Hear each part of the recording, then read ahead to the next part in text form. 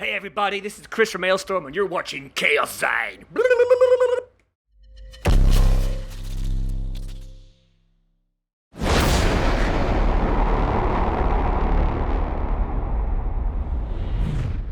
Hi, you're watching Chaoszine and we are in Tuska Festival. Today my guest is Christopher Bowles from the band Alestorm. Hi. Hello. Welcome. Hi everybody. This is Meet the Artist, so we're gonna get to know you a little bit. Lovely. What's the first band you remember being a fan of? My first band was... I had a weird entry into heavy metal. You know, most people start with like Metallica, Iron Maiden. My favorite first band was this English symphonic metal band called Balsagoth, like real extreme stuff with like loads of keyboards and narration.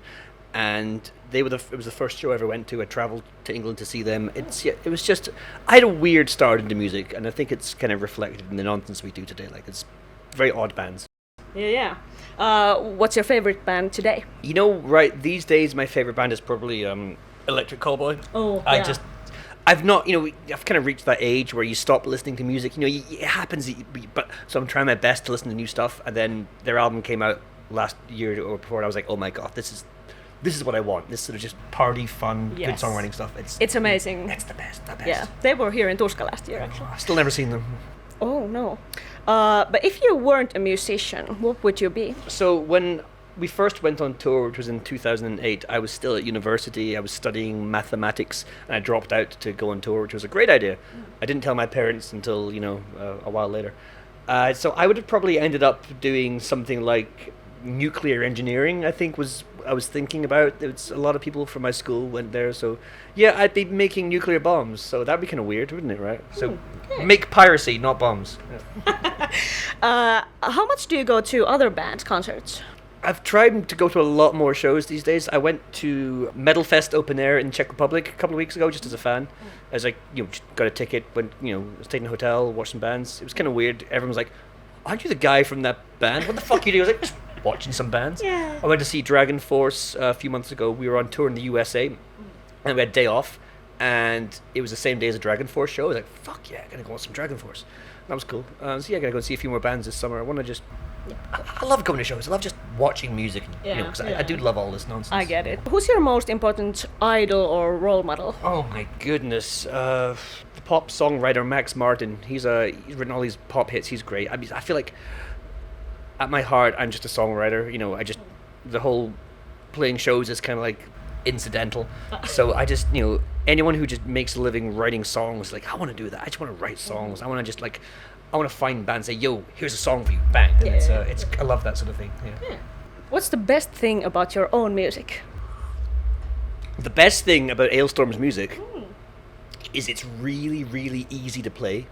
Like, seriously, if you've been playing guitar for a year, you could play our songs. I mean, the solos are hard, but the actual playing the meat of the songs, it's so easy, which means we can just drink, party, have fun. There's no stress. We're not like spending all our time looking at our fingers. It's easy. It's such a cool vibe on stage, playing the songs, having a great time. Yeah. But if you had to do some other genre, what would that be? Oh, I mean, I have a million side projects. Obviously, I have my other band, Gloryhammer, which does the crazy power metal stuff, but I don't play live with them anymore because they got too popular and I ran out of time. I've got this... Me and some friends have this sort of a symphonic extreme metal band called Wizard Throne, and that's really difficult music. It's like really hard to play, so we're going to try and bring that back to a second album. I've also got this weird sort of synth pop side project called Christopher Bowles and His Plate of Beans, and we're actually doing a show in a couple of weeks. We're putting our own festival in the Netherlands, and so my little band's going to be the opening band, so it's going to be fun. It's basically all the songs are about beans, and the show ends with a big pile of beans being poured over my head. So it's going to be very insane. I'm going to be very smelly and messy, so whatever. Okay. What are the things you always do before the show? This is going to sound really cheesy, especially because of the old things. We always have a little Jaeger bombs before the show. It's like at first we did it ironically because it's like, oh, that's what do bands do before shows? Oh, they all have shots of Jaeger. They were like, actually, this is kind of nice. So we all started drinking piles of Jaeger, and but for the most part, it's pretty chill because, like I say, our stuff's easy. We just put on our clothes and walk to the stage and go. There's no we don't worry about warm-ups very much or anything. There's no stress. It's just chill. You know.